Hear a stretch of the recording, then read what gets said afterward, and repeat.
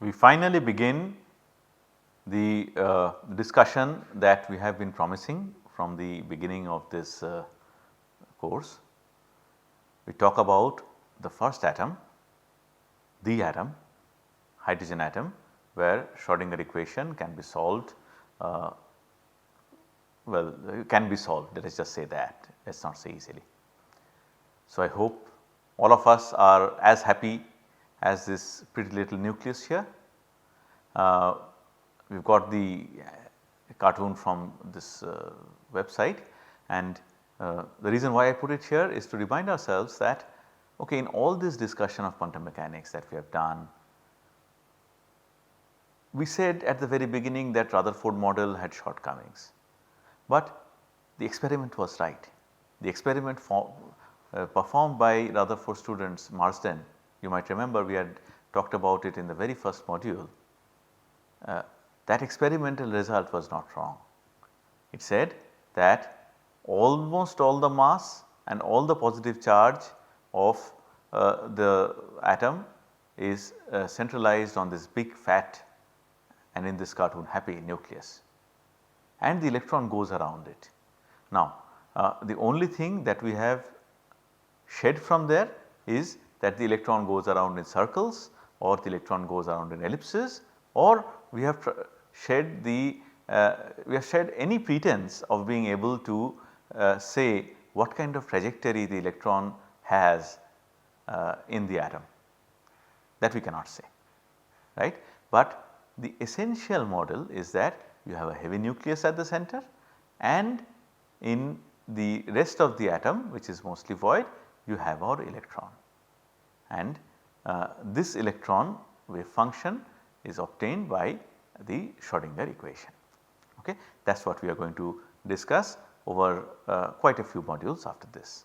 And in all this discussion, techniques that we have learnt earlier in free particle, particle in a box, tunneling, simple harmonic oscillator, rigid rotor, everything is going to come handy. That is why we discussed all these systems before getting into the first real chemical system, that is hydrogen atom. So, perhaps this is not even required anymore because we have done so much, but just to recapitulate, Schrodinger equation, lest we forget, is really a classical wave equation for de Broglie waves. Essentially it is an eigenvalue equation where you have an operator operating on a wave function to give you back the same wave function multiplied by a constant. This wave function is called an eigenfunction of the operator. The operator we use in Schrodinger equation is Hamiltonian operator, total energy operator. So, the eigenvalue that you get is the value of energy. Expectation value, as we have discussed, is integral psi star a psi d tau divided by integral psi star psi d tau. Well, if psi star is normalized as a well behaved wave function would be, then denominator would be 1 anyway. And most important thing is we have learned that quantization does not fall from the sky, unlike Bohr model. Quantization arises naturally when we use boundary conditions, and we have to use boundary conditions because we are working within the ambit of Born interpretation that these waves are probability waves. Psi star is probability density, right. This is what we need to remember and use as we go from here. Alright. So, the first thing to do is to build the model of hydrogen atom, and the model, as we said earlier, comes from your Marsden's experiment. There is a nucleus, let us say the coordinates of the nucleus are xn, yn, zn, and there is an electron xc, ye, ze. This dotted circle is you can just neglect it for now. So, it is a 2 particle central force problem. Well, the dotted circle is not completely irrelevant. Why am I calling it a central force problem? Because the electron, no matter where the electron is on this circle, the potential energy will be the same. Potential energy is directed towards the center of the circle, okay, the nucleus. So, it is a central force problem, and we will see in a couple of minutes how that greatly influences our choice of coordinate system. Alright. So, we will take baby steps. Let us try to write the Hamiltonian in the simplest possible form. The Hamiltonian of course would have 3 terms. First is the kinetic energy operator for the nucleus, second kinetic energy operator for the electron, and finally the potential energy between the nucleus and the electron. Okay. That is what your Hamiltonian would look like. So, since we know what the kinetic energy operators are, we can expand a little bit. Instead of Tn, we can write minus h cross square by 2mn del n square. So, del n square is the Laplacian for the nucleus. Instead of Te, we can write minus h cross square by 2me del E square, E for electron, minus, well, we do not always do this because it is just a constant, but to keep it in SI unit and we are following Atkins convention here, minus 1 by 4 pi epsilon 0 Zn Zd E square by Ren. Okay. What is Zn? Zn is this capital Z, remember this is not this small z here. Zn is well, Zn E is the nuclear charge, E is the fundamental unit of charge, Zd into E is the electronic charge, of course Z is going to be 1, well minus 1, and Ren is the separation, instantaneous separation between the nucleus and the electron. So, that is the Hamiltonian. Okay. And lest we forget, the Laplacians are essentially del 2 del x2 plus del 2 del y2 plus del 2 del z2 with the appropriate subscript nucleus, n for nucleus and E for electron. Great. So, this is what it is. Now, to simplify the notation a little bit, we will write Z instead of Zn, and for Zd we are going to write 1. Okay. So, we will keep this minus charge explicitly, we will not write Zn. If you wrote Z equal to minus 1, this minus charge would have become plus charge, well this minus sign would have become plus sign. So, we will write Z equal to 1, and instead of this 1 by 4 pi epsilon 0 we could have written it 1, but let us just write q for now. So, with this the Hamiltonian becomes minus h cross square by 2mn del n square minus h cross square by 2me del E square minus qz square by Ren. Okay. Now, if this is Hamiltonian, what is Schrodinger equation? H psi equal to E psi. So, let this H operate on psi, well when I write psi total I mean psi of the entire atom, I do not mean the so this is still time independent, okay, not the time dependent part. We got rid of the time dependent part in one of the early modules. We only work with time independent part of the wave function, but psi total means it is a wave function of the entire atom, nucleus as well as electron. Okay. So, this Hamiltonian operating on psi total gives us E total. Once again E total means the total energy of nucleus and electron multiplied by psi total. Okay. So, the psi total I hope is not very difficult to understand, is a function of 6 coordinates xn, yn, zn, xe, ye, ze. It is not enough to specify just the coordinates of electron or just the coordinates of nucleus. You need to know both, because you need to understand the interaction between the electron and the nucleus when talking about potential energy. Okay. So, psi total is really a function of 6 coordinates, 2 pairs of x, y, z coordinates, one for the nucleus, one for the electron. Okay. So, next part I will sort of skim through a little bit, will not really go through all the math. So, first thing we need to do is we need to separate Hamiltonian into the motion of the center of mass and motion of electron with respect to the nucleus. Let us discuss the physics or the philosophy of it. Maths is little laborious, there is no need to get into that at the moment. So, what you are saying is this: your atom consists of nucleus and an electron. Okay. The electron and nucleus move with respect to each other. Two body problem, and we know how to reduce it to a one body problem by considering reduced mass. Okay. Question here, I have a heavier body and a lighter body. Does the reduced mass resemble or is closer to that of the heavier body or the lighter body? Okay. Please work out. Let us say M1 equal to 1000 and M2 equal to 1. What is reduced mass going to be? Is it going to be 1001?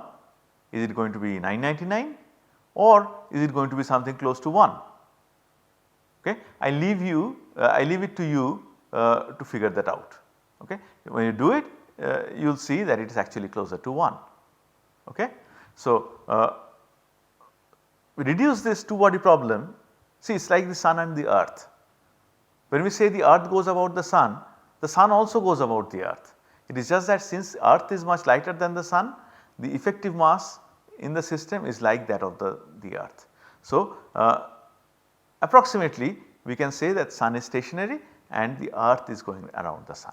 Similarly here, the electron is much lighter compared to the nucleus. So, the reduced mass will be close to the mass of electron, and the problem essentially boils down to something with mass that is close to that of the electron going around a stationary nucleus.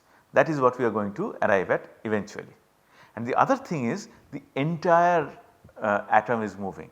If you think of, let us say, the earth and sun combined, are they only moving about each other? The entire solar system is moving, the entire galaxy is moving. Yeah. So, that motion has to be separated. Unless we separate, we will have too many terms and we will not be able to solve it.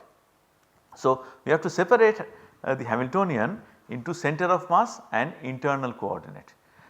Remember, it is not enough to do it in terms of nucleus and electron, because internal coordinates has both.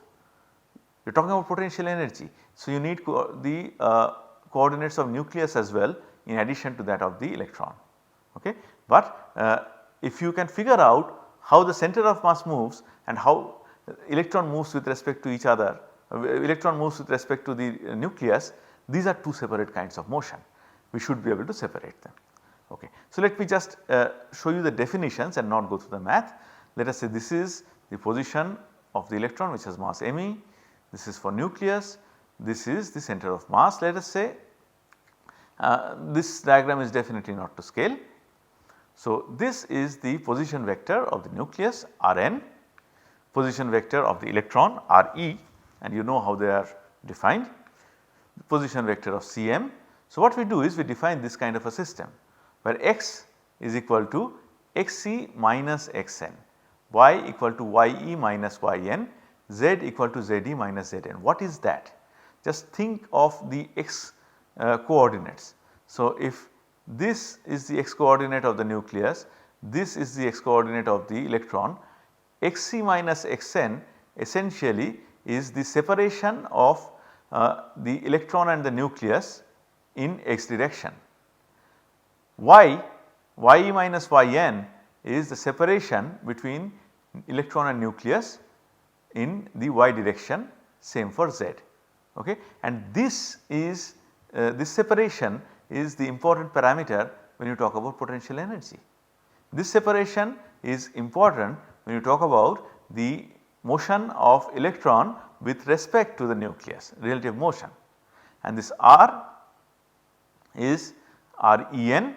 So, that is the Re minus Rn, do not forget that the vectors you get when you do the vector addition, vector sum, you get root over x square plus y square plus z square. So, these are the internal coordinates and these are the center of mass coordinates. This is once again very standard techniques of rotational dynamics from classical physics, when you invariably have to separate translation from rotation. Okay. Lots of motions can take place, lots of kinds of motion can take place at the same time, but you have to separate each kind of motion, otherwise you cannot really formulate your problem.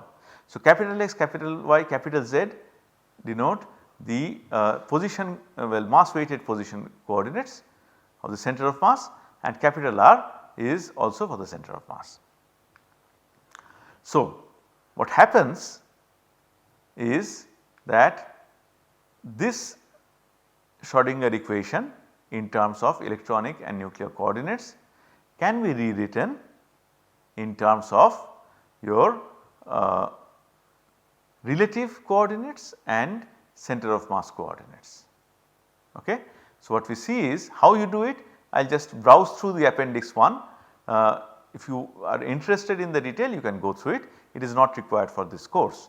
But what is important to see, the reason why we have 2 colors of highlights is that the first term is minus h cross square by 2m, capital M, remember capital M is the total mass of the atom, minus h cross square by 2m del capital R square. So, this would be the kinetic energy term of the center of mass. The second term is minus h cross square by 2 mu. What is mu? The reduced mass multiplied by delta small r square. So, the second term is the kinetic energy term of the electron with respect to the nucleus. I am repeating this so many times because it is important to understand. With respect to the nucleus, I am not talking about motion of electron in the free space coordinate. We are talking about movement of electron with respect to the nucleus. Does the separation with nucleus increase or decrease? Does xc minus xn increase or decrease? Ye minus yn, ze minus zn, what happens to those? That is what we are dealing with. Okay? Please remember, relative coordinate means how the electron is moving or what is the situation of the electron with respect to the nucleus. So, second term gives us the kinetic energy term in Hamiltonian for the motion of electron with respect to the nucleus. Third term minus q z square by r, r remember is the separation between electron and nucleus. So, minus q z square by r obviously is, well, it always has been throughout the discussion, the potential energy for interaction of electron with the nucleus. So, second and third terms together are in relative coordinates and they talk about the motion of movement of electron with respect to the nucleus. The first term in a different colored highlight is for the movement of the center of mass. So, Hamiltonian is nicely separated into 2 parts, one for the center of mass, one for the electron with respect to the nucleus. How? This is how. Okay. So, Hamiltonian is sorted. Hamiltonian can be written as Hn plus He, n for nucleus, E for electron with respect to nucleus. Now, we have to worry about the wave function. What are we trying to do? We are trying to do separation of variables. We are trying to separate the center of mass motion out and forget about it and worry only about the relative motion. To do that, we can conveniently we have already said this, we can conveniently write this psi total as a product of 2 wave functions, one function in the nuclear coordinates, one function in the electronic coordinates, relative coordinates. This is what we have been doing from the beginning. Whenever we have a complicated situation and whenever we want to break down a more complex equation into smaller, simpler ones. So, now see, minus h cross square by 2m del r square will operate on chi n and psi e is going to be constant as far as it is concerned because it is a different coordinate system. The second one He will operate only on psi e as far as it is concerned, chi n is going to be constant. We have once again encountered it as recently as when we wanted to separate theta and phi for a rigid rotor, remember. So, E total also can be written obviously as En plus Ee. So, what we can do is I am not going through the steps of separation of variable because we have done it several times. I hope all of you can do it. If not, please post your difficulty on the forum and we will try to address it. Okay. So, the first equation we get, if you look at this highlight here, is Hn chi n, that is minus h cross square by 2m del r square operating on chi n, no potential energy. Remember, we are talking about one hydrogen atom. We are not talking about a hydrogen atom that interacts with anything else. That equal to E n chi n, only kinetic energy term is there. So, a system which has only kinetic energy term, no potential energy 0. Have you encountered something like that? Yeah? Yes, we did. That is a free particle. A free particle is something that does not care about anything else in the universe, does not have any potential energy, any interaction with anything else. Okay? So, this is what gives us an idea about how fast the atom as a whole is moving, kinetic energy of the atom. If you go back once again to the Sun Earth combination, it gives us an idea about how the combine of Earth and Sun is moving in space, translational motion, and we know the energy, do not we? What will be the energy E n? N means for the center of mass, energy will be h cross k square divided by 2m. This is what we learned when we talked about the free particle, and as we know k can take up any value including 0, yeah, and this is can take up any value. So, this is essentially for translational motion of the atom as well, atom behaves as free particle. That being said, at the moment we do not care, right. We have talked about free particles, that is done and dusted. We are only interested at the moment in the electronic part of the Hamiltonian. Okay. For the rest of the discussion, this is what we are going to talk about. Electronic Hamiltonian operates on the electronic wave function to give you electronic energy, and this is energy of the electron in the field of hydrogen atom. So, H psi operates on E psi on H E operates on psi E to give you E E multiplied by psi E. This is our hydrogen atom, alright.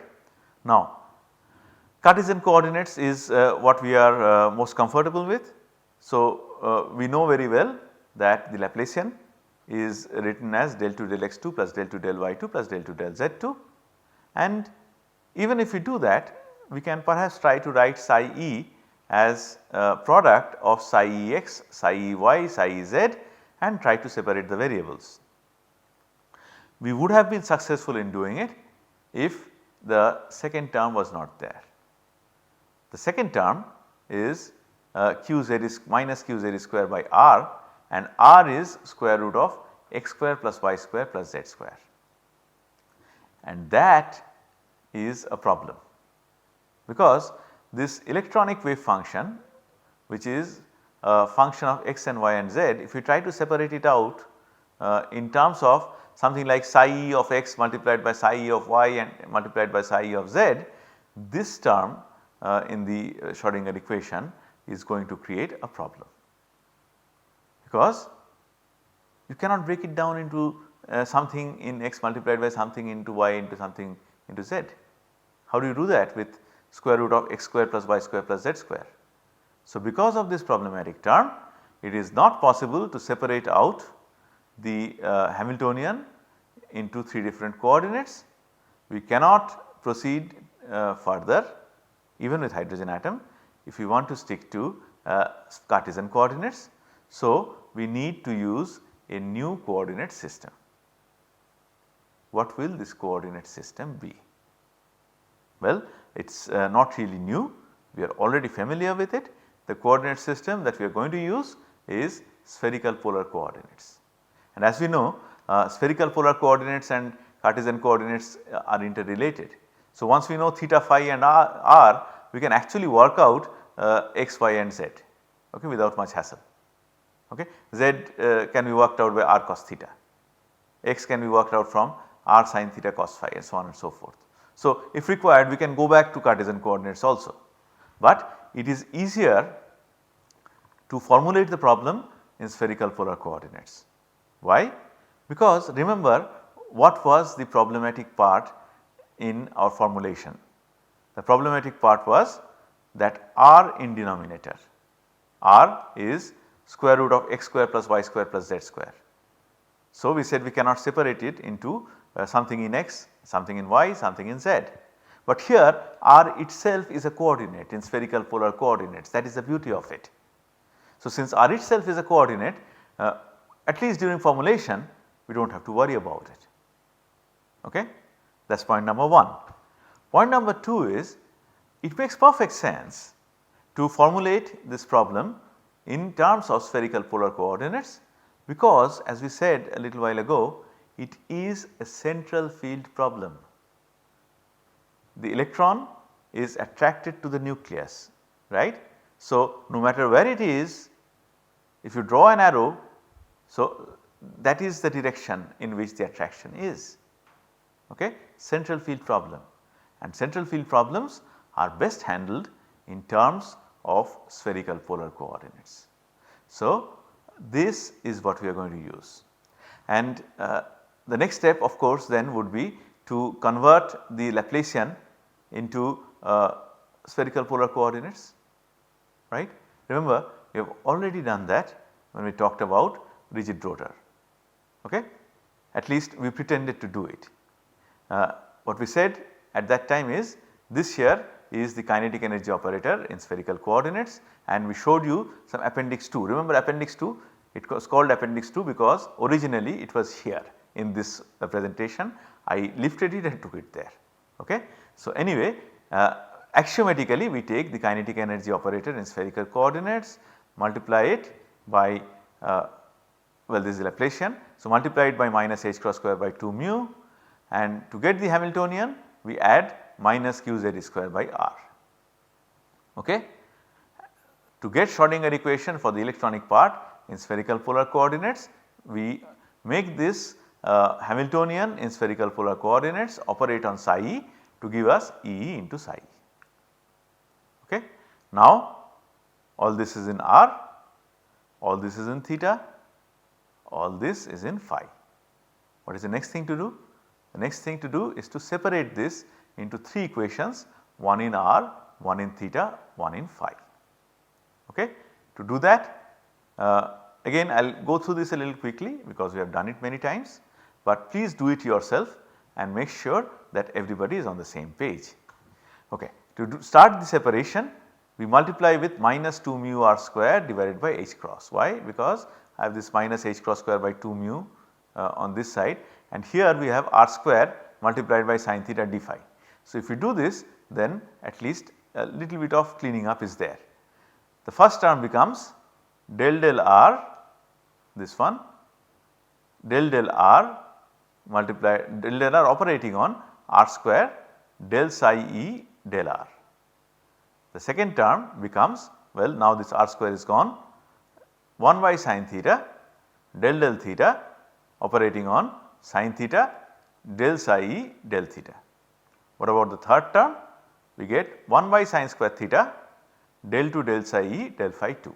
So, in the third term only there is a little bit of mixture of theta and phi. The first term is only in terms of r, second term is only in terms of theta. Last term is only in terms of r, okay. And then what we do is we bring the term in energy to the left hand side as well. So, all this is in r. What does that mean? Before going further, what it means perhaps is that the energy will depend only on r and nothing else. It will not depend on theta and phi.